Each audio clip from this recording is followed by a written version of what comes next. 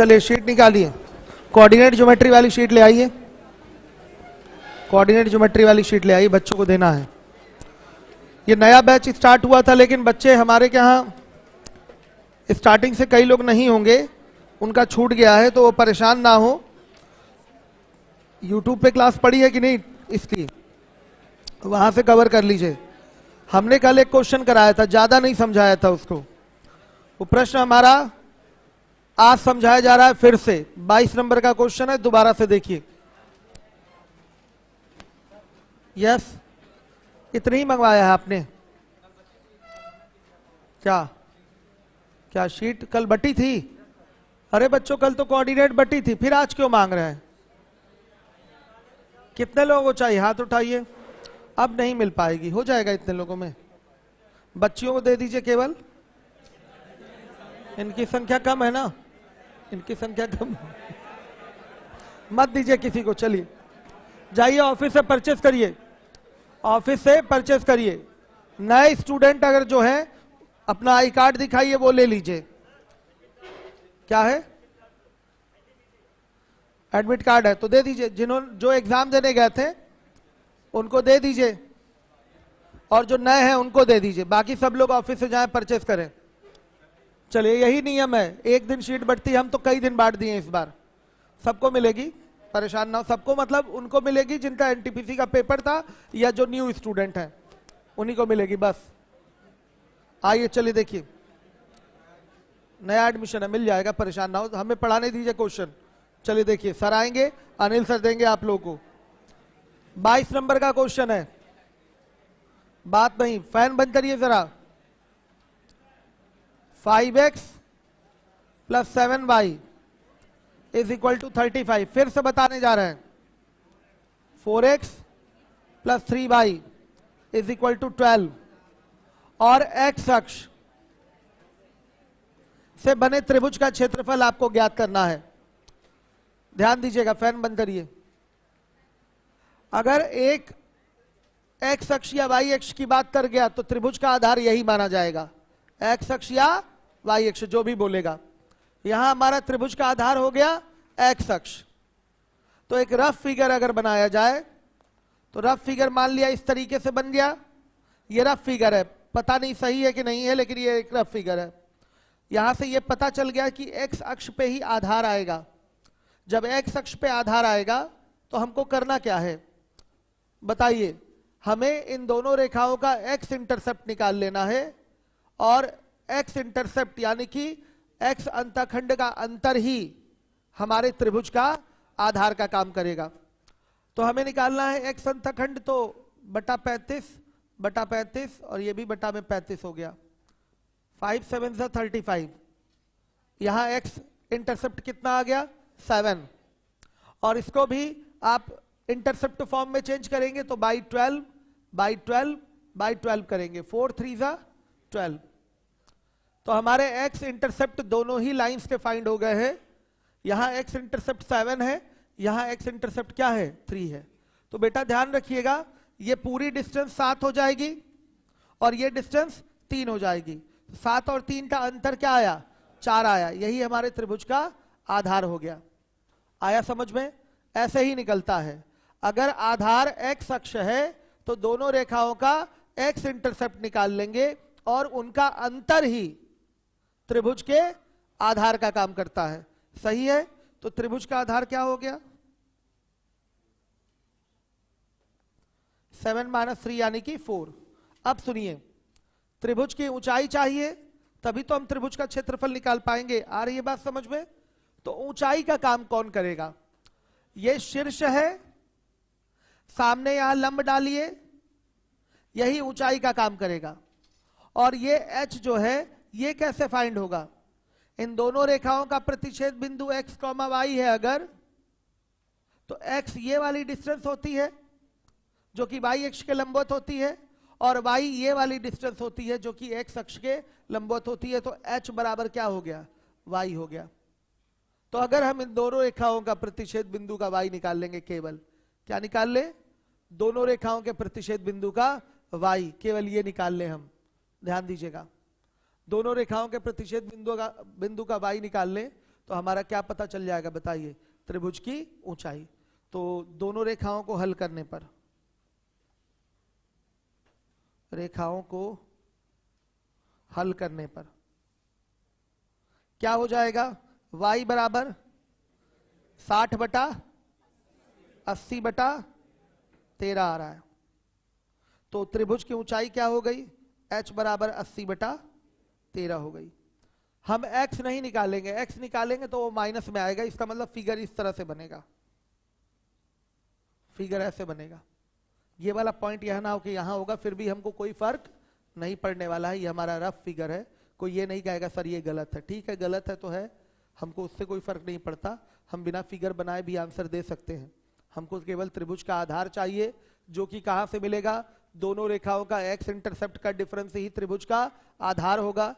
और त्रिभुज की जो ऊंचाई होती है वो दोनों रेखाओं के प्रतिच्छेद बिंदु का क्या होगी, वाई होगी। इतने से हमारा काम चल जाएगा, फिगर की आवश्यकता ही नहीं थी। वो तो मैं दिखाने के लिए कि आप देख लें कि आधार इस तरीके से कैसे बन रहा है।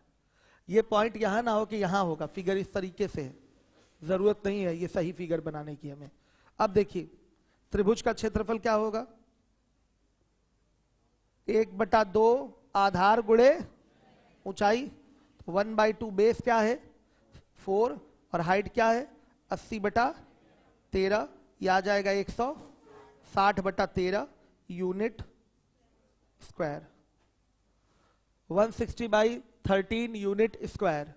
ये बच्चों आंसर है आपका। नए बच्चे थोड़ा वेट करें, अब उनको ये चीजें कम समझ में आएंगी। और हमारे जो पुराने बच्चे हैं वो कभी कोऑर्डिनेट जो नहीं पढ़े हैं, उनको थोड़ा घर पे ज्यादा पढ़ना पड़ेगा। इसको मैं पढ़ा रहा हूं, ठीक है, यहां समझ में आ जाएगा, लेकिन घर जाते जाते भूल भी सकते हैं अगर रिवीजन ना करें। क्यों ऐसा होगा, क्योंकि ये टर्म आप पहली बार सुन रहे हैं। निर्देशांक, अक्ष, आपको अंतःखंड यहां सुनने को मिला है, अंतःखंड रूप मिला है सुनने को, ये सारी चीजें आपके लिए नई है अगर आप नकल मार के पास किए हैं हाई स्कूल इंटर तो। ठीक है, इसलिए इन चीजों को आपको क्या करना है, हंसने वाली बात नहीं। देखिए नकल तो फैशन है, आप नहीं भी चाहेंगे तो वो मिल जाता है आपको। ठीक है, तो इसलिए बच्चों का बेस कमजोर हो जाता है। तो ऐसा नहीं है कि बेस कमजोर हो गया तो नौकरी नहीं मिलेगी, बेस मजबूत करने ही तो इलाहाबाद आए हैं, द स्पीड में एडमिशन लिया, तो करवा तो रहा हूं बेस मजबूत, करिए। चलिए आइए, चलिए देखिए, हो गया ये क्वेश्चन सॉल्व, एरिया निकाल लिया आपने। अब आपका अगला क्वेश्चन, अगला क्वेश्चन है क्या है बच्चों वो, हाँ ये वाई अक्ष का है। देखिएगा 23 x plus y is equal to 3 और 3x minus 2y is equal to 4 और क्या है y अक्ष से बने त्रिभुज का क्षेत्रफल। अब जैसे बच्चों यहां y अक्ष आ गया तो त्रिभुज का आधार क्या लेना पड़ेगा, y अक्ष लेना पड़ेगा। रफ फिगर बनाए तो ये ऐसे बनेगा, इस टाइप से कुछ, बताइए। तो त्रिभुज का आधार इसको माना जाएगा और ये आधार निकल के कैसे आएगा, इन दोनों रेखाओं का y इंटरसेप्ट निकालिए। दोनों रेखाओं का क्या निकालिए, y इंटरसेप्ट निकालिए। y इंटरसेप्ट निकालकर उसका अंतर ले लेंगे, एक यहां से ये आएगा और एक ये आएगा, इसका अंतर ले लेंगे तो क्या हो जाएगा, वही त्रिभुज का आधार हो जाएगा। ऊंचाई क्या होगी, इन दोनों रेखाओं के प्रतिच्छेद बिंदु का जो x होती है वही क्या होगी, ऊंचाई का काम करेगी।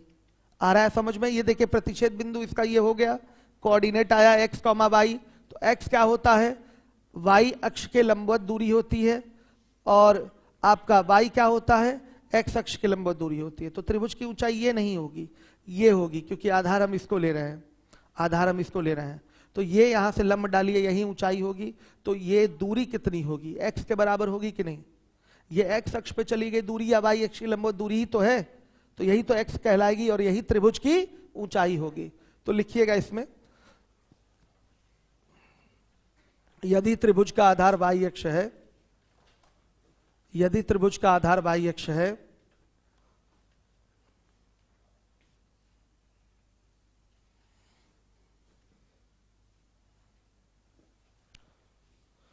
यदि त्रिभुज का आधार y अक्ष है तो हम दोनों रेखाओं के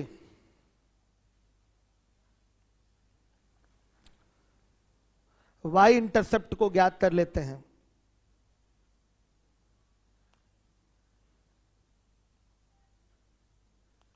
ठीक है, दोनों रेखाओं के y इंटरसेप्ट यानी कि y अंतःखंड को ज्ञात कर लेते हैं। y इंटरसेप्ट का अंतर ही त्रिभुज का आधार होता है। y इंटरसेप्ट का अंतर ही त्रिभुज का आधार होता है। y इंटरसेप्ट का अंतर ही त्रिभुज का आधार होता है। हो गया एक काम कंप्लीट। अब त्रिभुज के ऊंचाई की बात करें तो ऊंचाई कैसे निकलेगी? दोनों रेखाओं के प्रतिच्छेद बिंदु का x ज्ञात कर लेते हैं। दोनों रेखाओं के प्रतिच्छेद बिंदु का x ज्ञात कर लेते हैं, यही त्रिभुज की ऊंचाई का काम करता है। देखिए यही तो है, शीर्ष से ये आधार पे लंब डाल दिया तो ये लंब ही ऊंचाई होगी। और ये इसकी माप कितनी होगी? दोनों रेखाओं के प्रतिच्छेद बिंदु का x ही तो है। आपको समझ में आ रहा है? क्लियर है ये चीज? तो लिखिएगा, दोनों रेखाओं के प्रतिच्छेद बिंदु का y, दोनों रेखाओं के प्रतिच्छेद बिंदु का x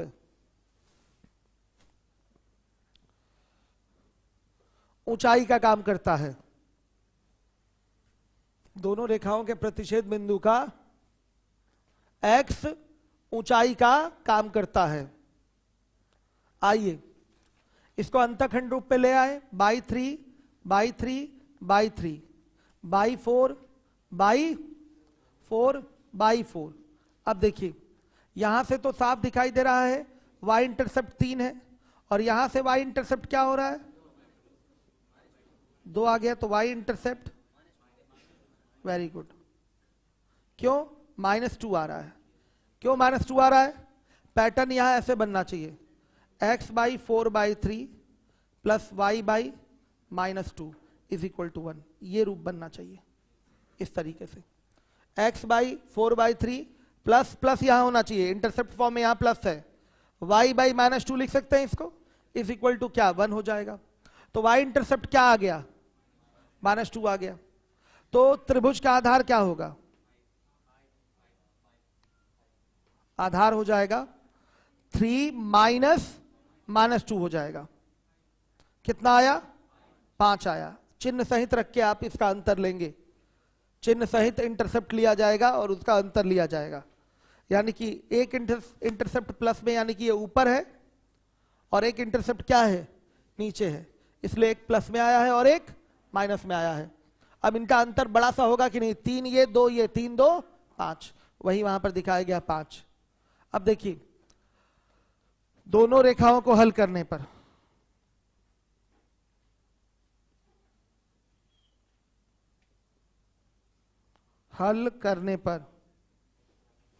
x बराबर क्या?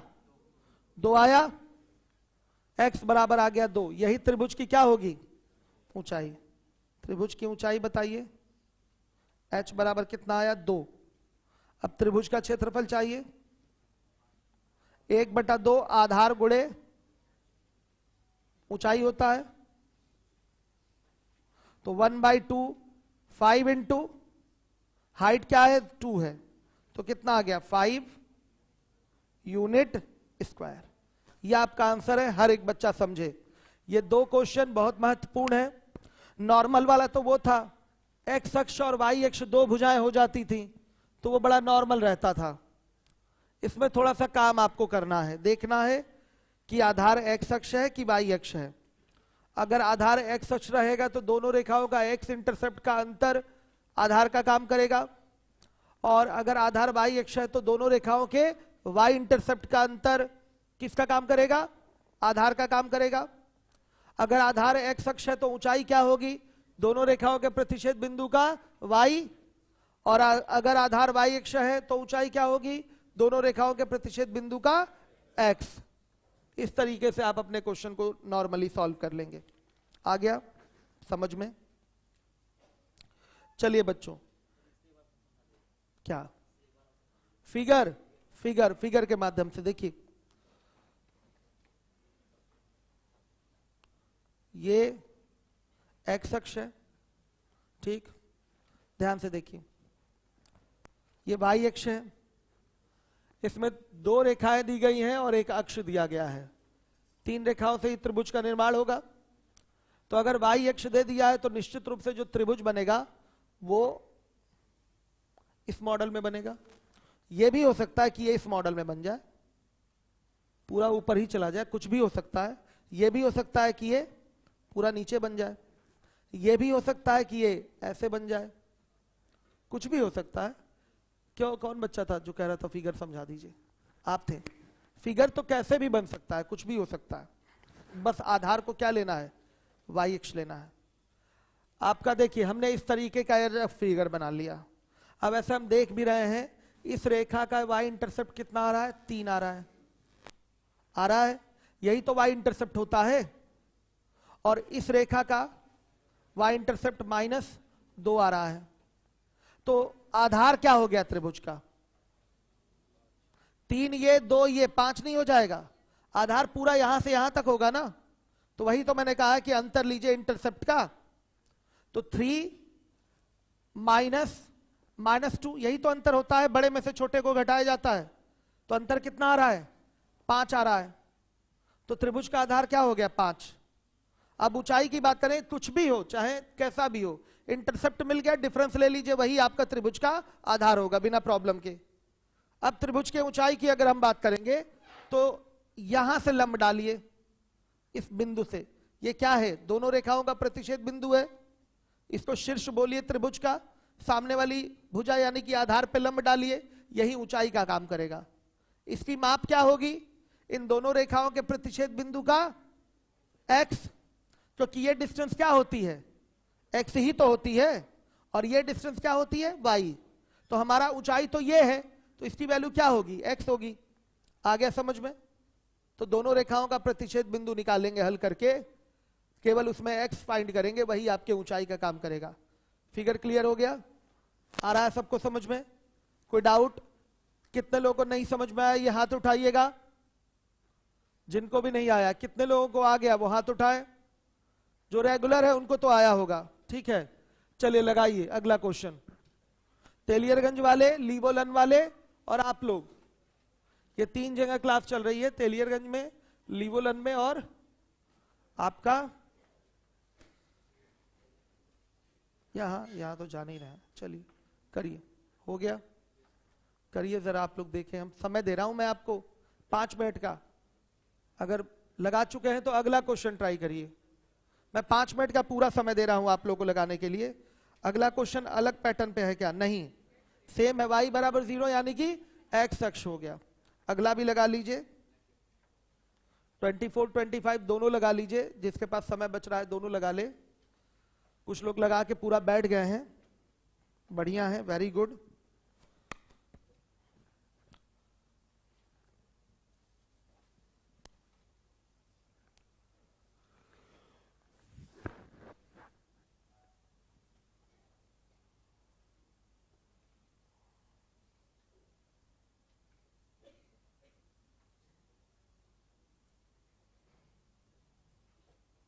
हो गया? बहुत इंपॉर्टेंट है आपके एग्जाम में, एसएससी के लिए।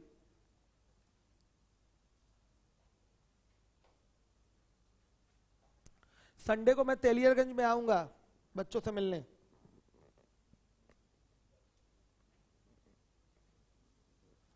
संडे तेलियरगंज में मेरी क्लास होगी। क्यों तेलियरगंज वालों, हाथ उठा के सूचित करिए। आ जाएं तो हाथ उठाइए। कितने लोग चाहते कि ना आए, ऑनलाइन ही आए? कोई नहीं चाहता, चलिए आता हूं मैं।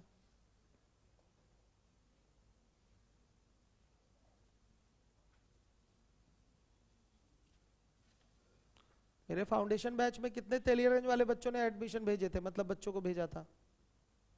हाथ उठाइए। अरे मैं यहीं हूं, बैठा हूं बगल में। बताइए भाई, हाथ उठाइए, देख रहा हूं कोई भेजा था। एक बच्चा हाथ उठा रहा है। आप लोगों से कितने बच्चों ने फाउंडेशन में बच्चों को भेजा? हाथ उठाइए। कम लोग हैं अभी। अभी और लोग क्या करें? कितनी बच्चियों ने बच्चियों को भेजा? हाथ उठाए। आपने भेजा, वेरी गुड। धन्यवाद देना चाहेंगे हम आपको, ठीक है। और भी बच्चों को, सभी को धन्यवाद है, बैच तो बना ही है, वो मिलेगा संडे तक व्यवस्था कर लेंगे, मंडे को पक्का मिलेगा, श्योर मिलेगा, लड्डू मंडे को श्योर मिलेगा। बच्चों अभी उसमें चल ही रहा है एडमिशन, अभी जो नहीं भेजा है अपनी गलती सुधार कर ले, भेज दे। चलिए अब चलिए आइए देखिए, हो गया ये क्लियर है। अब अगला क्वेश्चन कितने लोगों ने लगा लिया, हाथ उठाइए। काफी कम लोगों का आंसर आया है, करवा दूं? नहीं आया, बहुत लोगों का नहीं आया। देखिए कर लीजिए, कोई बड़ी बात नहीं है। फिगर नहीं बनाना है हम लोगों को, फिगर कोई रफ फिगर नहीं बनाना है, डायरेक्ट आंसर देना है। क्वेश्चन कौन सा है? 24 नंबर का। x plus 3y is equal to 6, 2x minus 3y is equal to 12 और y अक्ष है। इंटरसेप्ट फॉर्म में लाइए, by 6 by 6 by 6 by 12 by 12 by 12। यहां से देखिए 2 हो गया, यहां से 4 हो गया। तो ध्यान से देखिएगा, यहां पर जो इंटरसेप्ट आएगा x by 6 plus y by minus 4 is equal to 1 आएगा। त्रिभुज का आधार क्या हो जाएगा? यहां पर इंटरसेप्ट 2 है तो 2 माइनस माइनस 4 करेंगे तो कितना आएगा? 6। सही है बच्चों? दोनों रेखाओं, यहां प्लस का पैटर्न होना चाहिए ना, कई लोग माइनस पे ही उठा के कर लिए होंगे, इसको 4 ही लिए होंगे तो गलत है, आधार गलत आया होगा। कितने लोग 4 लेके कर लिए थे? हाथ उठाइए। कैसे 4 लेके कर लिया था आपने? पैटर्न तो x by a plus y by b is equal to 1 का होता है, तो x by a plus y by b, plus यहां आना चाहिए नहीं तो गलत हो जाएगा, y by b is equal to 1 का पैटर्न बनेगा। चूंकि यहां आ रहा है माइनस वाई बाई 4, तो माइनस वाई बाई 4 को लिख सकते हैं प्लस y बाई माइनस 4 लिखा जा सकता है, अनिवार्य रूप से इसको लिखना पड़ेगा ऐसे। आया समझ में? तब ये इंटरसेप्ट फॉर्म में बोला जाएगा। क्लियर हो गया? चलिए अब देखिए, दोनों रेखाओं को हल करिए। दोनों रेखाओं को हल करने पर क्या हो जाएगा? हमें चाहिए इसमें x चाहिए, x बराबर 6 आया। अब त्रिभुज का क्षेत्रफल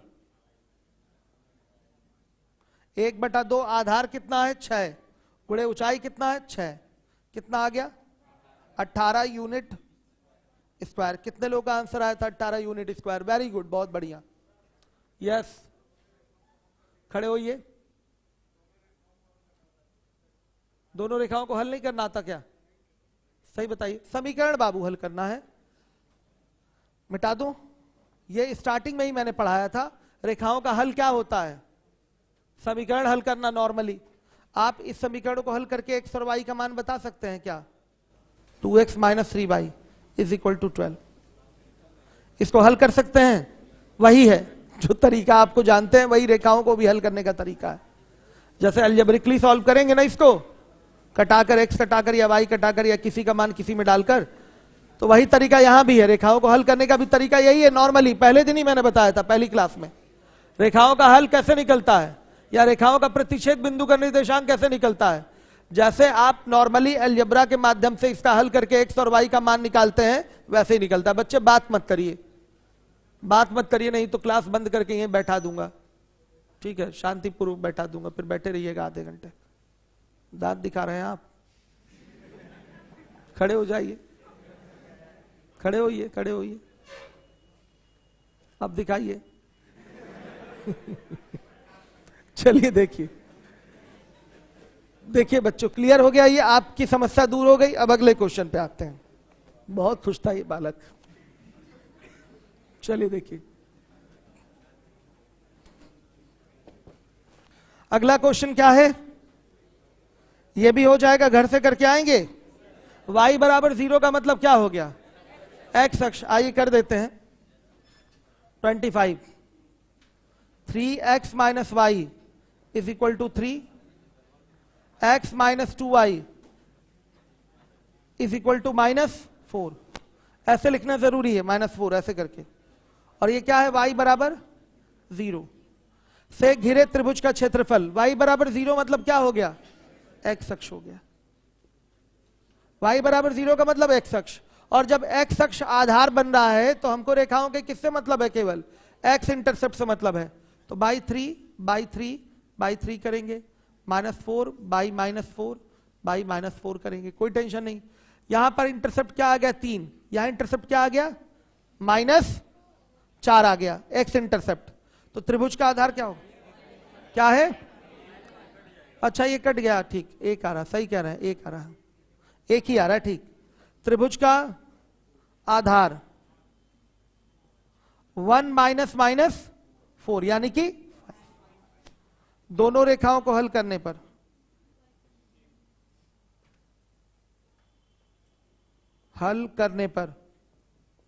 y का मान निकालना है, y बराबर 3 आ गया। अब आइए त्रिभुज का क्षेत्रफल 1/2, आधार क्या है 5 गुणे ऊंचाई 3, कितना 7.5 यूनिट स्क्वायर। कितने लोगों का ये आंसर आया था, वेरी गुड, कम लोगों का आया था, लेकिन आपका आया था आंसर, आप बोलिएगा, इनको बोलिए, आपका आंसर आया था, गुड। आप लोग का बच्चों आ गया था आंसर आपका, भाई आपका कहां गया बालक, वो आपका आया था, हाँ अच्छा किए नहीं थे, अब वो समझ गया ना, वो हल का मतलब क्या है, नॉर्मली जैसे हल करते हैं रेखाओं को वही है। छूटा है क्या आपका कोऑर्डिनेट, शॉर्टकट नहीं किए थे, हम बता चुके हैं, ये शुरुआत में ही क्वेश्चन हो चुका है, रेखाओं का हल कैसे निकलेगा, नॉर्मली जैसे अलजेब्रिकली सॉल्व किया जाता है, एक्स वाई का मान निकाला जाता है, वही रेखाओं का क्या है, हल है, या प्रतिच्छेद बिंदु का निर्देशांक है। रेखाएं जहां मिलती हैं वही तो उनका हल है, तो रेखाएं प्रतिच्छेद बिंदु पर मिली हैं तो क्या हो जाएगा आपका, बताइए, सीधे सीधे प्रतिच्छेद बिंदु का निर्देशांक या रेखाओं का हल समीकरणों का ही क्या होगा, हल होगा। आइए अगला 25 नंबर का क्वेश्चन है, हो गया 26।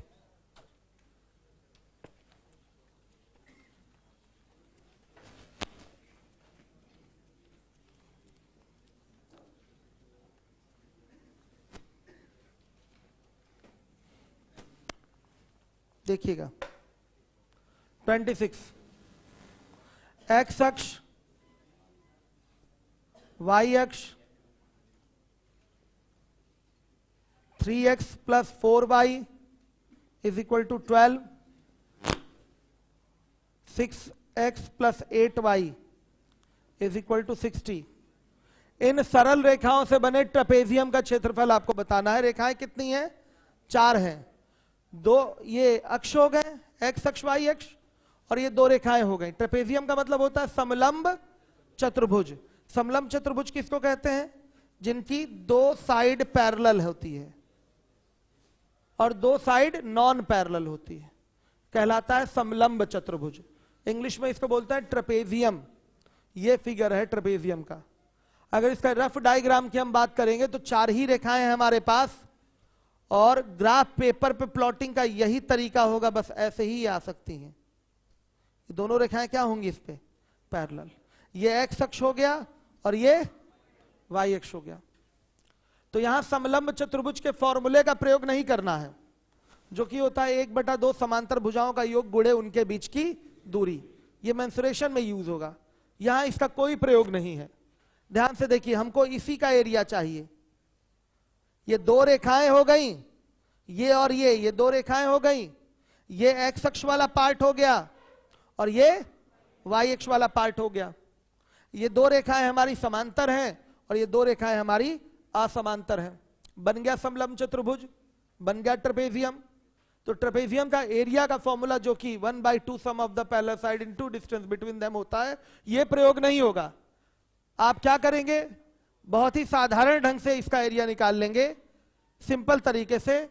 इन दोनों रेखाओं का एक्स इंटरसेप्ट और वाई इंटरसेप्ट निकालने के बाद आप देखेंगे कि यहां एक समकोण त्रिभुज बन रहा है छोटा वाला, और यहां पर एक समकोण त्रिभुज बन रहा है बड़ा वाला। तो बड़े वाले समकोण त्रिभुज के क्षेत्रफल में से छोटे वाले समकोण त्रिभुज के क्षेत्रफल को घटा देंगे तो इस ट्रेपेजियम का एरिया निकल आएगा। यह तरीका होगा आपका एग्जाम में।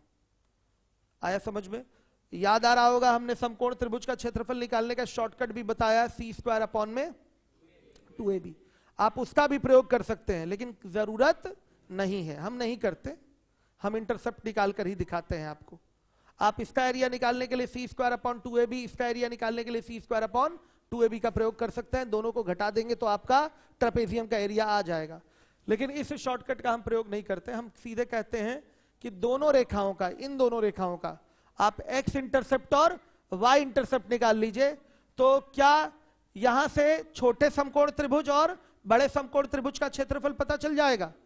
एग्जैक्टली पता चलेगा। अब फिर बड़े समकोण त्रिभुज के क्षेत्रफल में से छोटे वाले समकोण त्रिभुज के क्षेत्रफल को माइनस कर दीजिएगा, इस ट्रेपेजियम का एरिया निकल आएगा। फिगर ऐसे ही बनेगा आपका, ये एक रफ फिगर है। क्लियर हो गया? तो यहां पर क्या करना है, दोनों रेखाओं का x इंटरसेप्ट और y इंटरसेप्ट निकालना है। By 12 by 12 by 12 by 60 by 60 by 60, यह आएगा x by 4 plus y by 3 is equal to 1 आ गया। और यहां से आएगा x by 10 plus y by 15 by 2 is equal to 1 आ गया। अब देखिए किसमें बड़ा समकोण त्रिभुज बन रहा है, इसमें। इसके इंटरसेप्ट बड़े बड़े हैं, यानी कि ये यही वाली रेखा है। कौन वाली रेखा है? ये 6x प्लस 8y बराबर क्या है? 60 है। और ये कौन सी है? ये 3x प्लस 4y बराबर 12 है। ये इंटरसेप्ट इसका 4 हो गया, ये 3 हो गया। इधर से ये इंटरसेप्ट कितना हो गया? 10 हो गया। और ये 15/2 हो गया। दिखाई दे रहा है? दिखा कि नहीं दिखा? यहां से छोटा समकोण त्रिभुज बनेगा, यहां से बड़ा समकोण त्रिभुज बनेगा। तो हम नॉर्मली निकाल सकते हैं ट्रेपेजियम का क्षेत्रफल क्या होगा? ट्रेपेजियम यानी कि समलंब चतुर्भुज, ट्रेपेजियम का क्षेत्रफल क्या लिखेंगे? बड़े समकोण त्रिभुज का क्षेत्रफल माइनस छोटे समकोण त्रिभुज का क्षेत्रफल। बताइए बच्चों, क्लियर है? बड़े समकोण त्रिभुज का क्षेत्रफल हो जाएगा 1/2, आधार 10 होगा, ऊंचाई 15/2, और माइनस छोटे समकोण त्रिभुज का क्षेत्रफल 1/2, आधार क्या होगा? 4 होगा, और ऊंचाई क्या होगा? 3। हल करके बताइए। यानी कि 63/2 का मतलब क्या? 31.5।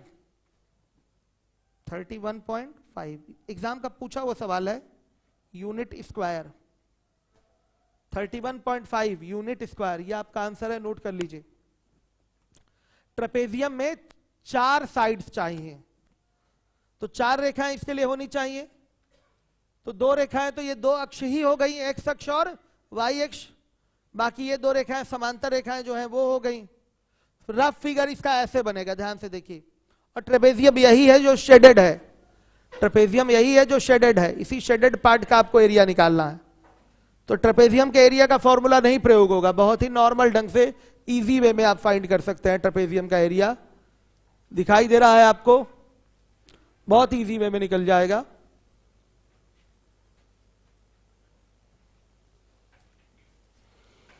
नए बच्चे थोड़ा सा वेट कर ले नए बैच के लिए, अभी मैं समझाने की गारंटी नहीं ले पाऊंगा, क्योंकि बीच से सी चीजें नहीं समझाई जा सकती। मानते हैं कि नहीं इस बात को आप लोग? इतिहास भूगोल नहीं है ना ये, कि जहां से आएंगे वहां से समझ में आ जाएगा।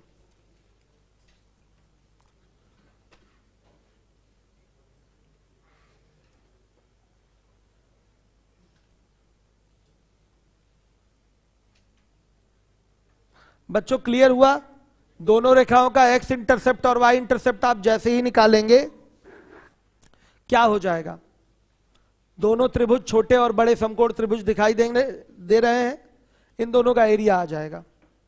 बड़े वाले समकोण त्रिभुज के क्षेत्रफल में से छोटे वाले समकोण त्रिभुज के एरिया को माइनस कर लेंगे, ट्रेपेजियम का एरिया आ जाएगा। सहमत है? सबको समझ में आया कि एक बार और देखिए, ध्यान से देखिएगा। ये एक अक्ष यानी कि एक रेखा ये हो गई, ये दूसरी रेखा हो गई, ये तीसरी रेखा हो गई और ये चौथी रेखा हो गई। ट्रेपेजियम क्या होता है? एक चतुर्भुज है जिसका नाम क्या है? समलंब चतुर्भुज है। ये कैसा चतुर्भुज होता है? ध्यान से देखिए, एक ऐसा चतुर्भुज है जिसकी दो भुजाएं समांतर होती हैं और दो भुजाएं असमांतर होती हैं। इसी को आपको बनाना है, इसी का एरिया चाहिए। तो निश्चित रूप से इन चार रेखाओं से इस समलंब चतुर्भुज मतलब ट्रेपेजियम का निर्माण होगा। तो निर्माण का तरीका क्या होगा? ध्यान से देखिएगा, निर्माण का तरीका यही है। एक रेखा ये हो गई, एक रेखा ये हो गई, ऐसे ही जाएगा और कोई तरीका हो नहीं सकता समलंब बनने का, और कोई तरीका नहीं हो सकता। कई लोगों को इसी में डाउट है, पहले यहां डाउट क्लियर कर लीजिए। फिगर ऐसे ही बनेगा। देखिएगा, ये रेखा हो गई आपकी 6x + 8y = 60, और ये रेखा हो गई आपकी क्या हो गई? 3x + 4y = 12। ये दो रेखाएं हो गई। ये जो पार्ट है आपका पूरा, नाम लिखना चाहें तो ABCD, यही एक समलंब चतुर्भुज है। ABCD ही क्या है? समलंब चतुर्भुज। इतने का ही तो एरिया चाहिए, बहुत आसान है। आप इस बड़े समकोण त्रिभुज के क्षेत्रफल में से, जो कि इजीली निकाल सकते हैं, इस रेखा का x इंटरसेप्ट निकाल लीजिए, कितना आएगा? 10, और इसका y इंटरसेप्ट निकाल लीजिए, कितना आ रहा है? 15/2। तो इस रेखा का x और y इंटरसेप्ट निकाल के इजीली इस समकोण त्रिभुज का क्षेत्रफल निकाल सकते हैं। उसमें से इस छोटे वाले समकोण त्रिभुज का क्षेत्रफल निकाल लीजिए, जो कि आप ज्ञात कर पाएंगे बड़ी आसानी से इस रेखा का इंटरसेप्ट निकालकर, जो कि आ रहा है आपका कितना? 4 और 3। x और y इंटरसेप्ट निकालकर जो कि 4 और 3 आ रहा है, बड़े आराम से निकाल लेंगे। तो बड़े समकोण त्रिभुज के क्षेत्रफल में से छोटे समकोण त्रिभुज के क्षेत्रफल को माइनस कर दीजिए। किसका एरिया आ जाएगा? इस ट्रेपेजियम का एरिया आ जाएगा। कोई डाउट हो तो बताइए। क्लियर है? आ रहा है सबको समझ में? बताइएगा बच्चों। अब आ जाइए अगले क्वेश्चन में। क्या है?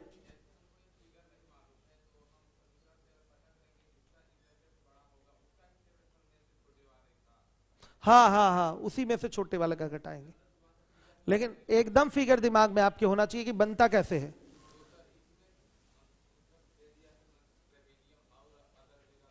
अदर देगा तो भी आपको ये पता होना चाहिए फिगर कैसे होगा। कोई जरूरी नहीं कि ट्रेपेजियम ही बने, यहां बन रहा है क्योंकि दोनों लाइन पैरेलल है।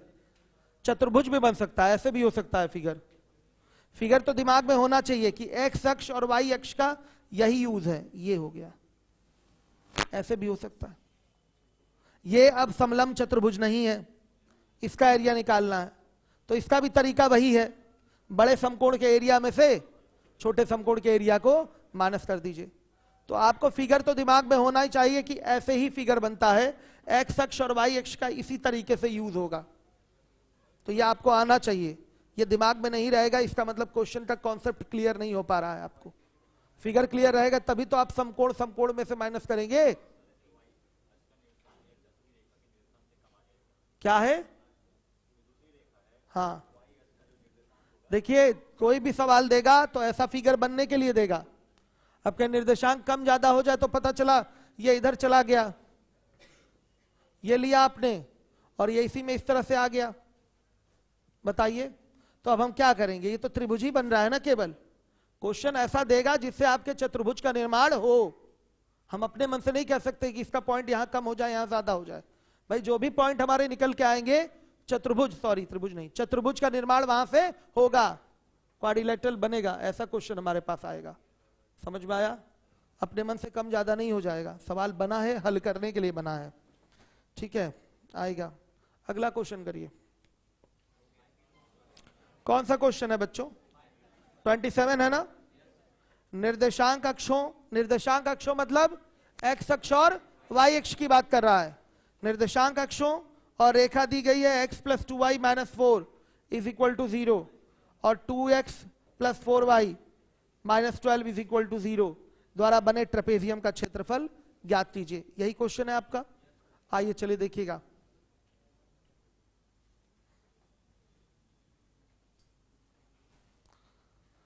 हर एक बच्चा देखे जिम्मेदारी से। निर्देशांक अक्ष में कौन कौन आ जाएगा? एक्स अक्ष वाई अक्ष आ ही गया, फिर रेखा एक आएगी x plus 2y is equal to 4 लिख दें, ज्यादा अच्छा रहेगा क्योंकि इंटरसेप्ट फॉर्म में तो लाना ही लाना है, तो कांस्टेंट को आप राइट साइड में कर लीजिए। और अगला क्या है आपका 2x plus 4y is equal to 12। अब इससे बने ट्रेपेजियम का क्या चाहिए, इससे बने ट्रेपेजियम का क्षेत्रफल चाहिए। ठीक, नॉर्मल है, फिगर वही बनेगा आपको पुराना वाला ही, फिर से ऐसे ही बनेगा, फिगर बनाने की कोई आवश्यकता है नहीं। इसमें क्या कहानी बनती है, आप बस दोनों रेखाओं का इंटरसेप्ट पता कर लीजिए एक्स और वाई वाला, वहां से दिख जाएगा कौन बड़ा समकोण बनेगा और कौन छोटा समकोण बनेगा।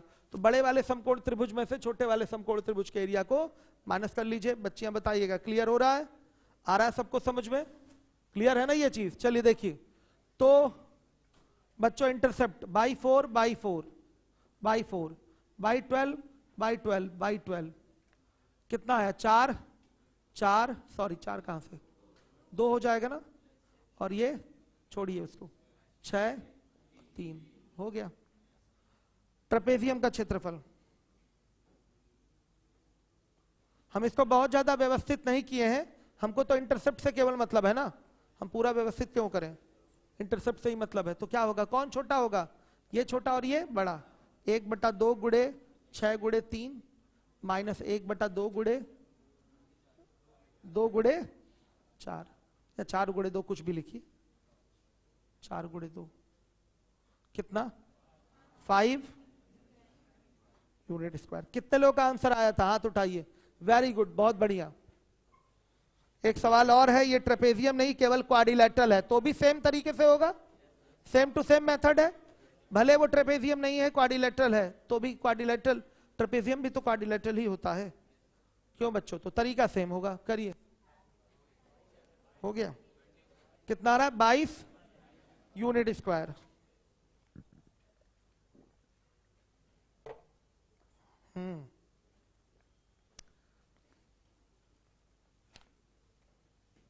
देखिए बोला गया है रेखाएं, 28 नंबर का क्वेश्चन है ना, x plus y equal to 2, 3x plus 4y is equal to 24 का अक्षों के साथ बने चतुर्भुज का क्षेत्रफल यानी कि क्वाड्रिलेटरल का एरिया। तो क्या होगा, x अक्ष और फिर y अक्ष। बेटा इसका फिगर बनेगा तो ये ऐसे बनेगा, बस ये बस ट्रेपेजियम नहीं बन जाएगा। ये लीजिए, क्या ये ट्रेपेजियम है, नहीं है ना, ये दोनों लाइन पैरेलल नहीं है, फिर भी हमको क्या दिक्कत, हमको बड़े समकोण त्रिभुज के क्षेत्रफल में से छोटे वाले समकोण त्रिभुज के क्षेत्रफल को माइनस करना है, बस हमारा इतना ही तो आएगा। क्यों, क्लियर है, आ रही बात समझ में, पीछे तक बच्चे बताइए आप लोग, क्लियर है ना, कोई डाउट तो नहीं है, आ रहा है ना समझ में।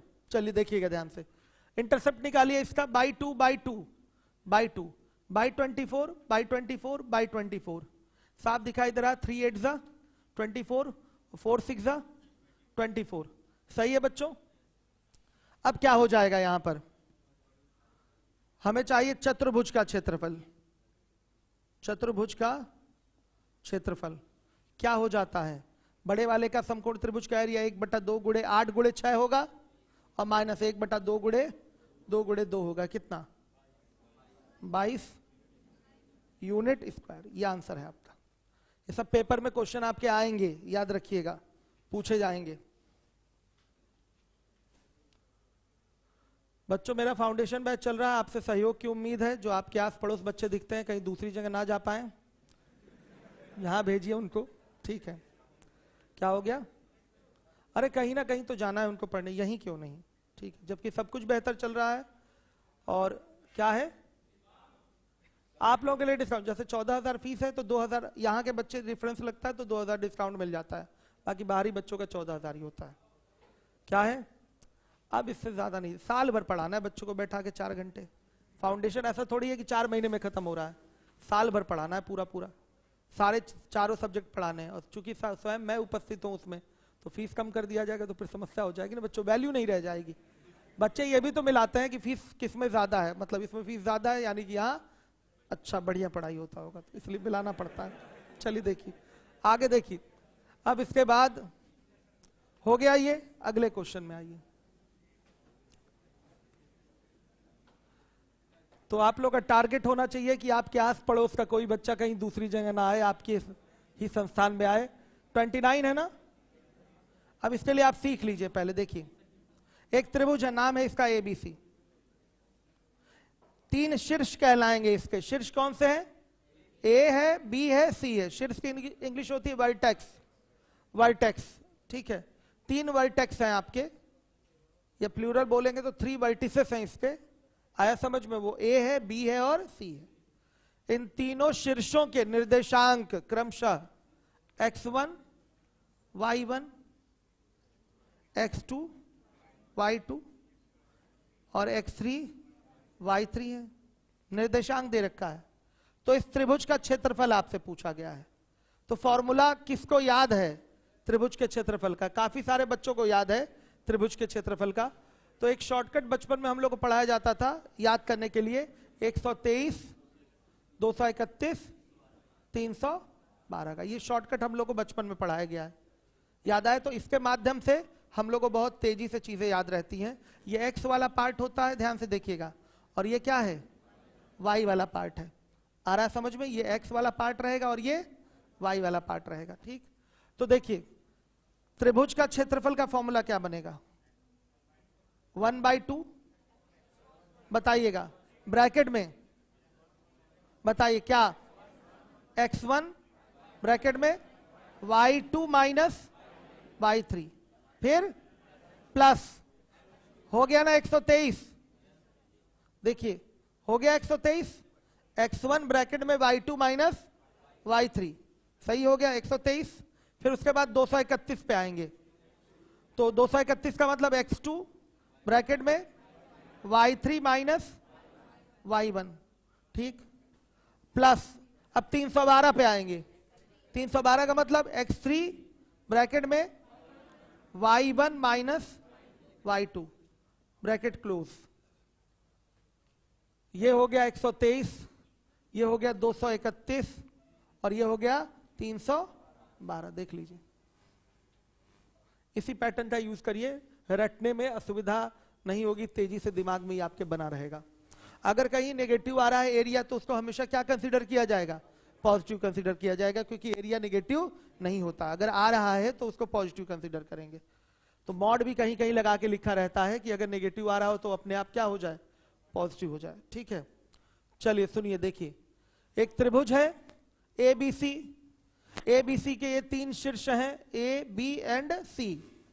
इनके शीर्षों के जो निर्देशांक हैं वो x1 y1, x2 y2 और x3 y3 हैं। इन दोनों रेखाओं का प्रतिच्छेद बिंदु ही तो है x1 y1। इन दोनों रेखाओं का प्रतिच्छेद बिंदु है x2 y2। इन दोनों रेखाओं का प्रतिच्छेद बिंदु है x3 y3। तो तीनों शीर्षों के आपको निर्देशांक पता है, तो त्रिभुज का क्षेत्रफल निकालने का बहुत आसान तरीका है। इसका फॉर्मूला याद रहेगा तो बहुत फायदे में रहेंगे। एक बार में आंसर दे देंगे। याद करने का आसान तरीका क्या है? 123, 231, 312। 123 का मतलब क्या हो गया? x1 ब्रैकेट में y2 माइनस y3 प्लस 231 का मतलब x2 ब्रैकेट में y3 माइनस y1, सही है। और 312 का मतलब क्या? x3 ब्रैकेट में y1 माइनस y2। ये आपका फॉर्मूला हो गया। आप इससे आराम से अपने क्वेश्चन का आंसर दे सकते हैं। जैसे कि आपका क्वेश्चन एक दिया गया है 29 नंबर का। यहां पर एक पॉइंट है -4, -3, ये पॉइंट है 3, -3 और ये पॉइंट है आपका 5, 3। सबकी वैल्यू पता चल गई। x1 y1 -4 -3 है, x2 y2 3, -3 है और x3 y3 5, 3 है। यही मान उठा के इसमें रख दीजिए, इस त्रिभुज का क्षेत्रफल आ जाएगा। यानी कि 29 नंबर का क्वेश्चन सॉल्व हो गया आपका। हाँ, 4 यूनिट स्क्वायर आ रहा है। कितना आ रहा है? 21 यूनिट स्क्वायर। थोड़ा और सही से कर लीजिए आप लोग, इसी में मान रखना है। समझ में आया? ठीक है, आप लोग बच्चों क्लियर हुआ? अब मैं मान रखूंगा कल, आज नहीं। फॉर्मूला आप लोग दिमाग में अपने बैठा लीजिए। करीब मतलब कंप्लीट ही हो गया ये टाइप। कल मैं ग्राफ के क्वेश्चंस आप लोगों को सॉल्व करवाऊंगा, जिसके लिए मैंने 1.5-2 पेज छुड़वा रखा है।